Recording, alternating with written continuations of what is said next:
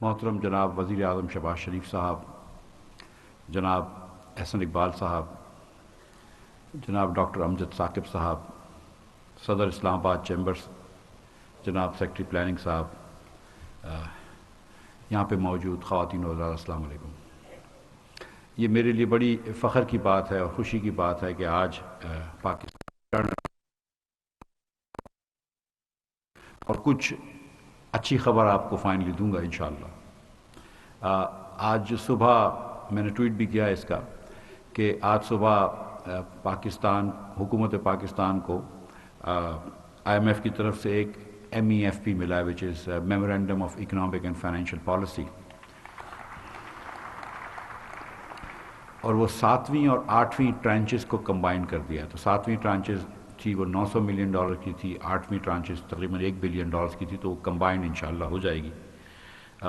تو یہ ایک خوشائن بات ہے انشاءاللہ۔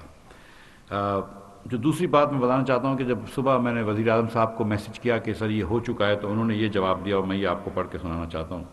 پہلے انہوں نے لکھا الحمدللہ، پھر انہوں نے لکھا ویل ڈن، اور پھر اس کے بعد انہوں نے لکھا کہ but remember our ultimate goal journey towards self reliance that will be our legacy, کہ یاد رکھو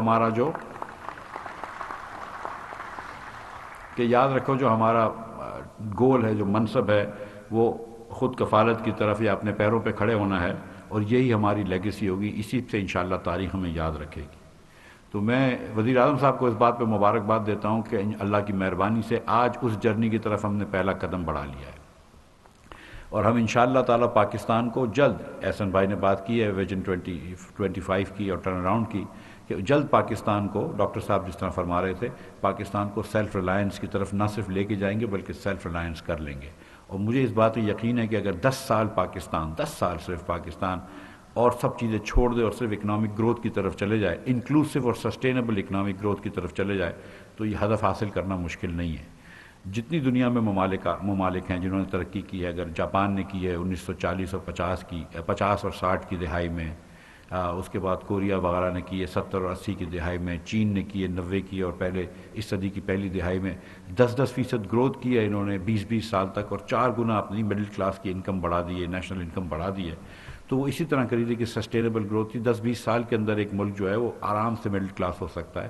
اور جس دن ہم من حاصل قوم یہ ڈیسائیڈ کر لیں گے کہ ہم کو انکلوسیو اور سسٹینیبل گروتھ کرنی ہے، تو انشاءاللہ تعالی یہ ہدف ہمارے لیے مشکل نہیں ہے۔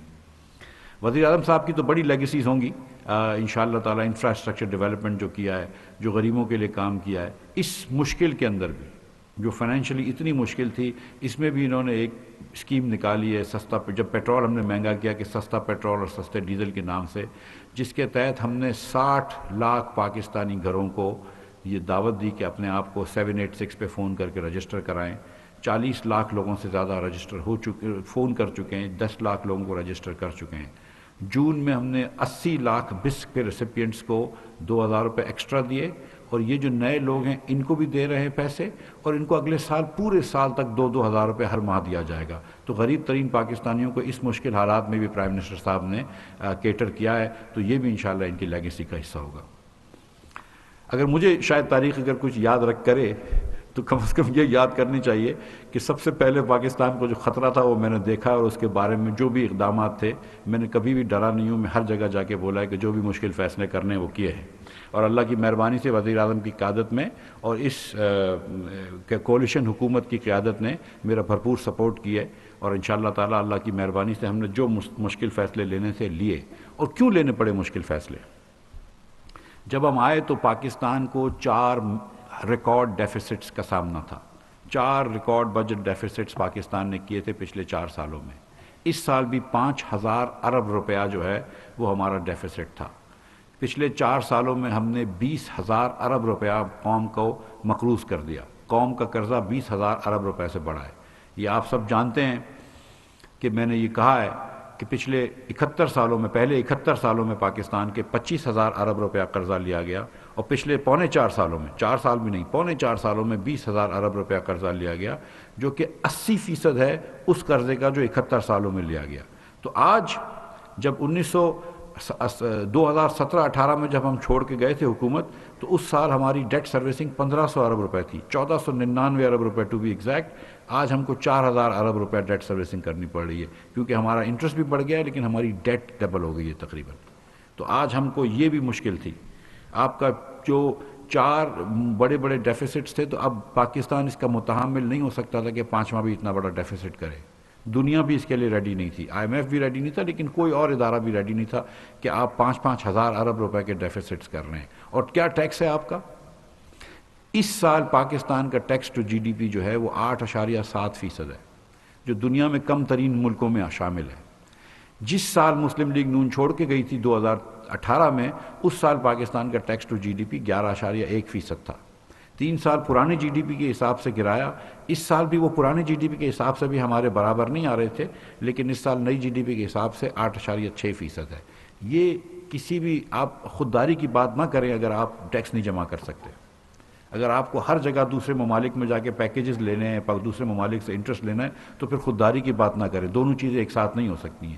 اگر آپ اپنی معیشت کے حجم کا 9% بھی ٹیکس نہیں دے رہے، 8.6% ٹیکس دے رہے ہیں، تو پھر خودداری کی بات نہ کریں آپ. تو یہ ٹیکس کا معاملہ صحیح نہیں کرنا تھا، اور یہ ٹیکس یہ بھی ہم کو ٹھیک کرنا تھا. اس کے بعد آپ کو پتہ ہے ایک انسسٹینیبل سبسڈی دی ہوئی تھی. اس ملک کے اندر ہمیں 120 ارب روپے ماہانہ نقصان کا سامنا تھا پیٹرول اور ڈیزل کی سبسڈی پہ. حکومت چلانے کا خرچہ 40 ارب روپے ہے مہینے کا، پوری سول گورنمنٹ چلانے کا، اور صرف پیٹرول اور ڈیزل کی سبسڈی 120 ارب روپے کی ہم دے رہے تھے، جو کہ ایوریج سے امیر لوگوں کو ملتی ہے، اور وہ بینکرپٹ کر دیتی ملک کو. تو وہ کام اور ہمیں پتہ تھی کہ وہ بینکرپٹ کر دیتی ملک کو. اور آپ کو پتہ ہے کہ یہ حکومت بدلنے سے صرف 1 مہینے پہلے اس کو انسٹیٹیوٹ کیا گیا تھا. تو یہ اس کا تدارک کرنا ضروری تھا، اس معاملے کو چینج کرنا ضروری تھا، اس کے حالات کو چینج کرنا ضروری تھا.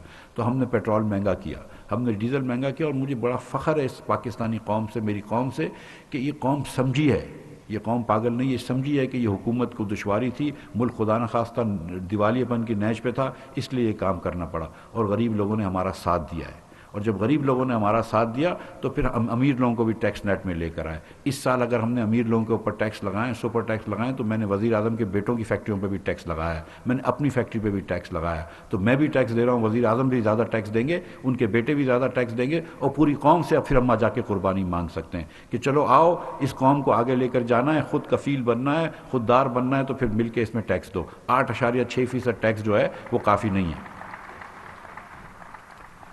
اور ایک بات ہوتی تھی کہ انڈائریکٹ ٹیکسز نہیں لگنے چاہیے، ڈائریکٹ ٹیکسز لگنے چاہیے. ایک زمانے میں ہمارے اوپر بڑی کرٹیسزم ہوتی تھی مسلم لیگ کے اوپر. پھر 4 سال میں ہم نے دیکھا کہ انڈائریکٹ ٹیکسز ہی لگتے رہے. ہم نے ڈائریکٹ ٹیکسز لگائے، نان انفلیشنری ٹیکس لگائے، اور ہم نے سپر ٹیکس لگایا ہے 4% سے لے کے 10% تک. اور کس پہ لگایا 4% بھی؟ اس کے اوپر جس کو 30 کروڑ روپے سے زیادہ آمدن ہے. 1% بھی لگایا اس کے اوپر جس کی 15 کروڑ روپے سے زیادہ آمدن ہے. تو وہ ٹیکس تو میرے خیال سے حق بجانب بنتا ہے. اس کے بعد، اور وہ بھی 1 ٹائم ہے 10% والے ٹیکس. اس کے بعد ہم نے پورے پاکستان کے دکانداروں کو لے کر آ رہے ہیں ٹیکس نیٹ کے اندر. ہم نے ان کو فکس کر دیا بجلی کے بل سے، جو پچھلے ٹیکس تھے اس سے زیادہ کر دیا. انکم اور سیلز ٹیکس کو فکس کر دیا. اور آنے والے دنوں میں بلڈرز کو بھی لے کر آؤں گا ٹیکس نیٹس میں، ریئل اسٹیٹ ایجنٹس کو بھی ٹیکس نیٹ میں لے کے آؤں گا، کار ڈیلرز کو بھی ٹیکس نیٹ میں لے کر آؤں گا، فرنیچر والوں کو، سب کو ٹیکس نیٹ میں لے کر آؤں گا. اور میں ابھی اسلام آباد چیمبر کے صدر کو کہہ رہا تھا کہ مشکل نہیں کروں گا، ان کے لیے آسانی ہو جائے گی، فکس ٹیکس ہوگی، لیکن ٹیکس نیٹ میں آنا ہے. اگر آپ نے بات کرنی ہے کہ پاکستان کو خود کفیل بننا ہے، تو پاکستانیوں کو اس کے اندر اپنا حصہ ڈالنا ہوگا، اور امیر پاکستانیوں کو ضرور اپنا حصہ ڈالنا ہوگا. اس سال یہ سب کرنے کے بعد میں آپ کو یہ بتا رہا ہوں کہ ہم ٹیکس اور لیوی کی مد میں 33% زیادہ پیسے لیں گے جو لاسٹ ایئر لیے تھے. I think that is a remarkable achievement اگر ہم یہ کر لیں کہ جتنے پیسے ہم نے لاسٹ ایئر لیے تھے اس سے 33% زیادہ لیں گے، 1/3 پیسے زیادہ لیں گے انشاءاللہ تعالی. اور ساتھ ساتھ یہ بھی بتا دوں آپ کو کہ جو پرائمری ڈیفیسٹ اس سال 1600 ارب روپے کا تھا.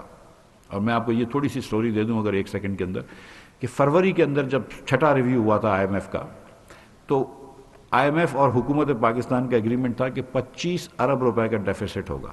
پرائمری ڈیفیسٹ صرف 25 ارب روپے کا ہوتا ہے. پرائمری ڈیفیسٹ وہ ہوتا ہے جو ڈیفیسٹ میں سے اگر آپ سود نکال لیں. تو پرائمری ڈیفیسٹ 25 ارب روپے کا ہونا تھا، اور ہوا کتنے کا ہے؟ 1600 ارب روپے کا. 25 ارب کی آپ نے بات کی تھی، اور آپ کی اتنی سلپیجز تھی کہ 1600 ارب تھا. اور جب ہم آئے تو اس سے بھی زیادہ ڈیفیسٹ تھا جس کو ہم نے کم کیا. IMF سے ان کی بات ہوئی تھی کہ اس سال شروع میں بات ہوئی تھی کہ پازیٹیو کرنا ہے، شروع میں بات ہوئی تھی کہ پازیٹیو کرنا ہے، تو ہم پازیٹیو کرنے کی طرف جا رہے تھے۔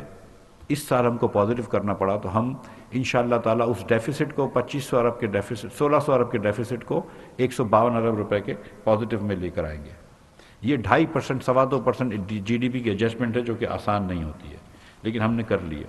اب اللہ تعالیٰ کی مہربانی سے پاکستان دیوالیے پن کے خطرے سے نکل چکا ہے، پاکستان آؤٹ آف ڈینجر ہے، کوئی ڈیفالٹ کا اب چانس نہیں ہے۔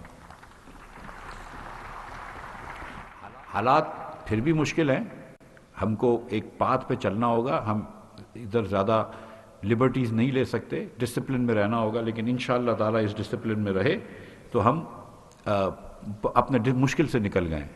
اور یہ نہیں ہے کہ صرف ہم نے مشکل کریٹ کی ہے، ہم نے آسانیاں بھی پیدا کی ہیں۔ فارماسوٹیکل کی انڈسٹری کے یہاں پہ لیڈران بیٹھے ہیں، فارماسوٹیکل کے انگریڈینٹس کے اوپر 17% ٹیکس لگ گیا تھا اور ریفنڈ نہیں مل رہا تھا، ان کے 40 ارب روپے پھنسے تھے، ہم نے کل ان کا اللہ کی مہربانی سے مسئلہ سلجھا دیا۔ ہم نے ساتھ ساتھ تمام ایگریکلچر سیڈز کے اوپر سیلز ٹیکس ہٹا دیا، ہم نے سولر پینلز کے اوپر سیل ٹیکس ہٹا دیا تاکہ ہمارے ملک میں زیادہ سولر پینل آ سکے۔ تو جہاں جہاں مسائل تھے وہاں پہ سولو کر دیے۔ پاکستان کرتا ہے